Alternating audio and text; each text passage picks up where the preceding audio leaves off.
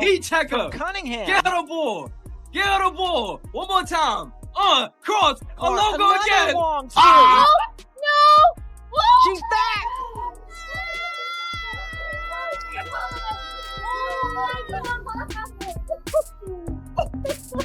Oh my God! Dynamic This isn't real. player in the game. What? 9 points in 38 seconds for No. Caitlin. She hit all 3 threes. And not only 9, What it's is going Look on? at the depth I on don't know. I these field really goal don't. attempts. She's certainly feeling Oh it. my Left God. side, right No. side. Now come back to your favorite spot Oh. again. It doesn't Oh. matter if there's a The defending champions were undefeated, and no one had figured out how to break their code. The New York Liberty looked unstoppable as they rolled through teams like that. Heat check, get out of the ball one more time, cross again. No, she's back. Oh my God, this isn't real. Fire in the game.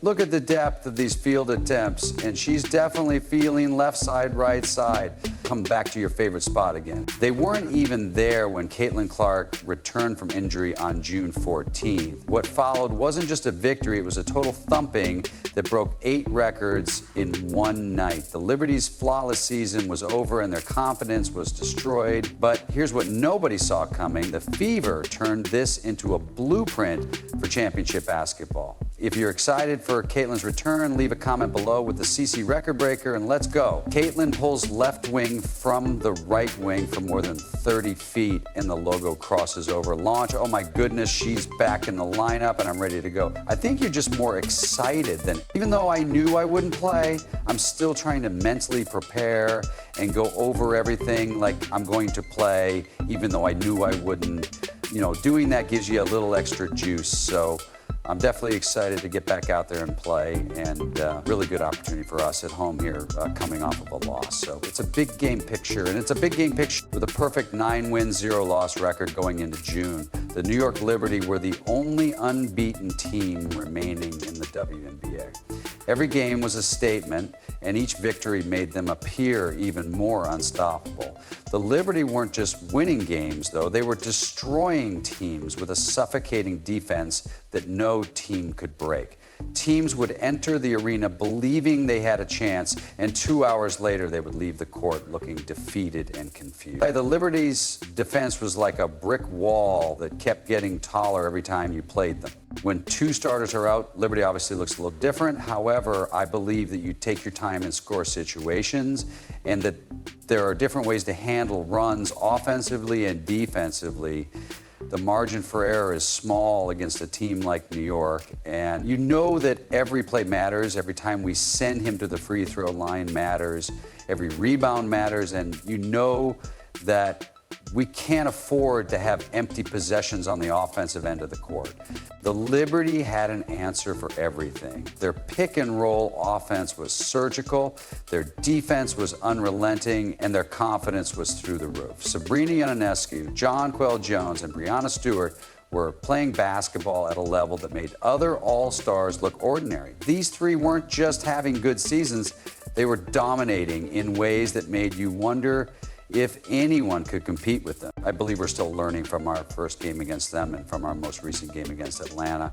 They're a different team, and we're gonna be a different team with C and Sophie back on the floor. We're gonna tip the ball up and go out, and we're gonna give it everything we have.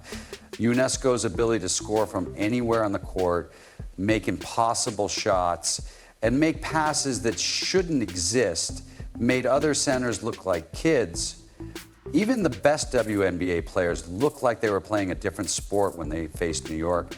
And basketball analysts were beginning to wonder if anyone could challenge them this season. Sports shows were discussing how long the streak could last, and writers were already planning articles. The discussion wasn't about who could beat them, but rather about whether anyone even had a chance. Welcome to ESPN's coverage of the WNBA, the reigning champion in the league. As we prepare for this game, the unbeaten New York Liberty will return. Caitlin Clark will play today after missing the previous 5 games due to an odd quad that had the Liberty off to their best start ever. Sarah Ionescu and company will also play in this important Commissioner's Cup game, and as usual, all the seats are full. The Fever had their chance, but they needed something special to happen. Indiana was recovering from injuries and lineup changes, so they hadn't looked like a championship team yet, but most people expected another Liberty-thumping victory. It's our time. It's our time together. And on 3-1-2-3, let's talk about the moment that changed everything. I feel like we're beginning a new season, Clark, and I'm so proud of how resilient we've been up to this point. We're going to have to continue to be resilient, but right now we have an opportunity to keep moving forward. Okay, this can be a springboard for us. We're combining energy and effort with execution, and every single possession matters. Hit singles, make the easy play. Okay, make each other better. You could sense a change in the air as soon as she took the court at Gainbridge Fieldhouse. She had not only recovered from her quad injury, but she was prepared to make a statement that would reverberate throughout the league. Cunningham is down behind the play, but they have Caitlin Clark to fire away from two players with an incredible up ball from Cunningham Clark. She also made another long three. The Liberty defense was prepared for her. They had watched film of her shooting from impossible distances and had studied every move and tendency, knowing that Clark would come out firing. They weren't even close. But then Clark did something that no one saw coming. 3 straight three-pointers from distance that left the defenders looking helpless. The first shot was from 34 feet out, and most players wouldn't have considered taking it. Clark pulled up like it was a free throw, but it ended up in the net. The second shot was from 31 feet out, and the same thing happened. By this time, the Liberty defenders were just watching in awe as Fever Cunningham was knocked to the ground and Caitlin pulled her left wing and buried it. She is now back 24-18 Fever. The crowd at Gainbridge Fieldhouse went completely crazy as each shot found nothing, but net fans were jumping out of their seats. The noise level was incredible, and you could feel the energy building with every shot Clark made. The right wing was 30-plus feet again, and nobody else but Caitlin Clark. Sopa's handoff. Caitlin, from the logo, crosses over, launches. Oh, my goodness, are you kidding? The most dynamic player in the game? Caitlin scored 9 points in 38 seconds. Think about that for a moment. The majority of players are content to score 9 points in a quarter, but Clark accomplished that in less than a minute, making her the first player in WNBA history to do so. Cunningham from the logo, oh my God. But this caused Clark to shoot a three-pointer just now as she got up, staying down near the free throw line on the other end. Why did it go? And then Marine Johanna's counter-player logo, but this is why the logo again. The Liberty called a timeout, but it was too late because Clark had already broken their mental game as evidenced by their body language. They had come into this game expecting another easy victory, and even Breanna Stewart couldn't help but smile because she was witnessing pure basketball artistry. Stewart is one of the best players in the world, and she has seen everything the game has to offer, but even she had to appreciate what Clark was doing out there at the highest level of basketball. Here's where it gets really amazing. Clark didn't just have a good game. She rewrote the record books. By halftime, she had already scored 25 points, the most she'd ever put up in a single half. This wasn't just a hot shooting night, it was a superstar announcing her return in the most dominant way possible. The Liberty had an 11-point lead in the first quarter, but after Clark's 38-second explosion, the game was tied at 24. She had completely changed the momentum and erased their entire advantage.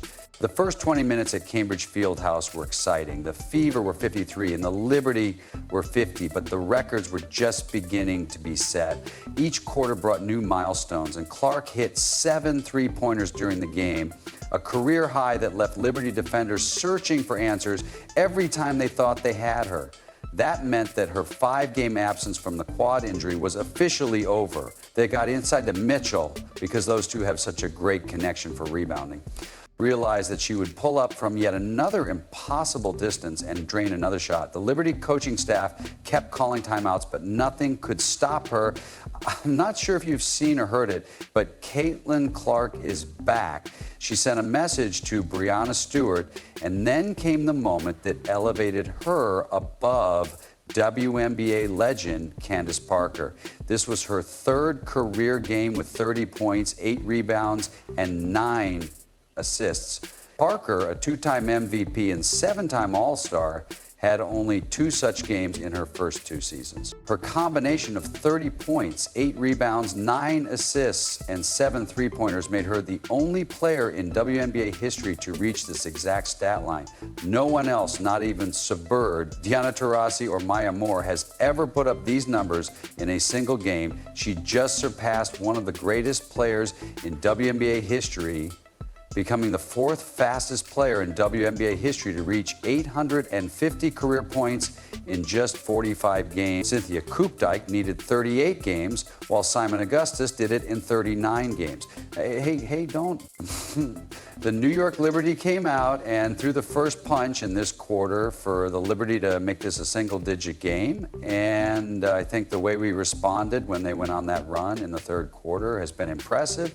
Clark became the first person to ever reach this combination of stats, moving to 2nd place for most games with 50-plus points scored or assisted on with 9 such games in just 45 games. Diana Taurasi leads this category with 10 games, but she needed 565 games to get there. Now, Clark is doing it at an absolutely incredible pace. Play through it and go on a run of our own, and in the past, that's kind of where we would fall apart, and that's exactly where we fell apart. But today, we really stuck together.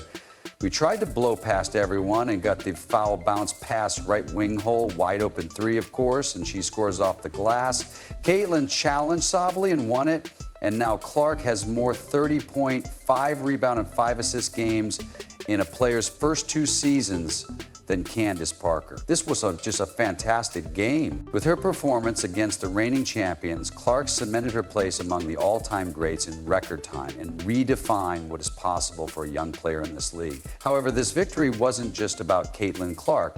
Her teammates also had career-defining performances. As she broke records, the question was whether the supporting cast could match Clark's energy and execution, and they did so in the best possible way. Clark nails it with a 17-run, nothing run. Now with 7 threes in the afternoon, I thought Sid was great today. She made 2 huge threes for us in the second half, and the final score was Fever 102, Liberty 88. Caitlin Clark's return left Indiana fans thrilled and in awe. The Fever, the first team to defeat the Liberty in 2025, and Lexi Hall stepped up with career highs in every statistical category, including points, rebounds, assists, steals, and shooting percentages. Hall has been quietly having the best season of her career, leading the league in three-point percentage and setting personal bests in every major category. When Hall starts shooting three-pointers, it becomes tough to defend Aaliyah Boston, who became the only center in the league to average 4 points per game. From beyond the arc, Clark creates space and opens up the entire offense. Boston isn't just a typical center who scores in the paint. She can pass the ball like a point guard and sees plays develop before they happen. Her ability to facilitate from the center position sets the Fever's offense apart from every other team in the league. She averages 1 assist per game, demonstrating her unique playmaking ability. Boston's Kelsey Mitchell added 22 points with clutch shots that prevented the Liberty from making any comeback runs.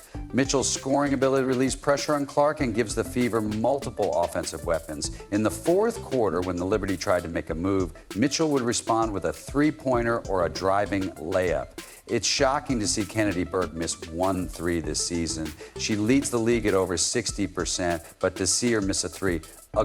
As Mitchell celebrates from the floor, it's clear that Mitchell is an incredible cutter. This time, from the right side to the middle of the floor, Colson's head up, finds her, drop the pass. It was a difficult finish, and Sydney Colson added vital support off the bench with 10 points and 6 assists. She never looked out of place, and her consistent play kept the momentum going. When the starters needed a break, Olsen's contributions demonstrate how deep this Fever roster is. This group they stay together. They encourage one another. They draw strength from one another. This team-first mentality created a winning championship, said Stephanie White, emphasizing the importance of the team's resilience. Once the ball movement was crisp, the defense was suffocating, and every player knew exactly what their role was. The Fever forced the Liberty to play at their pace, disrupting New York's pick-and-roll offense with quick defensive adjustments that took away the mismatches that the Liberty normally create. It wasn't just a win, it was the Fever demonstrating to the entire WNBA that they figured out the championship formula. Clark broke 8 records, her teammates reached career highs, and they created something special. The Liberty's perfect season is over, but more importantly, the Fever just proved they can defeat anyone.